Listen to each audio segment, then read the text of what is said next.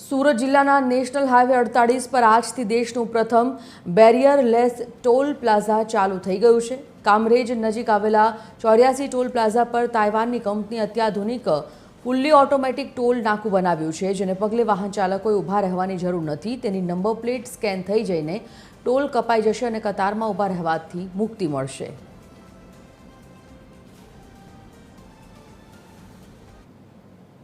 દેશનું પ્રથમ બેરિયર રહિત ટોલ નાકું એટલે કે માનવ રહિત અને ટોટલ ઓટોમેટિક ટોલ નાકું આજથી સુરતના કામરેજ નજીક 84 ટોલ નાકા પર કાર્યરત થઈ ગયું છે। આપ જોઈ શકો છો તેમ એક પણ વાહનોએ ઊભવાની કે ઊભા રહેવાની જરૂરત નથી। તમામ વાહનોમાંથી ઓટોમેટિક જ એમના ફાસ્ટેગ દ્વારા પૈસા કપાઈ જશે અને જો કોઈ ફાસ્ટેગ વગરના હશે કે નંબર પ્લેટ વગરના વાહન ચાલકો હશે તો તેમને 72 કલાકની અંદરમાં તેમને ત્યાં ઈ મેમો પહોંચી જશે અને દંડ ભરવાનો પણ સમય આવશે। મુખ્ય વાત એ છે કે આજે મે દિન છે સ્થાપના ગુજરાત સ્થાપના દિવસ છે અને પહેલા જ દિવસે આજથી માનવ રહિત ટોલ નાકું શરૂ થઈ ગયું છે।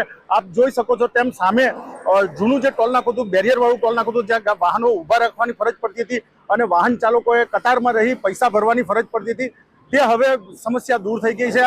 વાહન ચાલકોનો સમય બચી રહ્યો છે અને વાહન ચાલકો આરામથી પોતાનું વાહન પસાર કરી રહ્યા છે અને સમય બચાવી રહ્યા છે, ઈંધણનું આંધણ પણ બચાવી રહ્યા છે। મુકેશ રાજપૂત, TV 13 સુરત।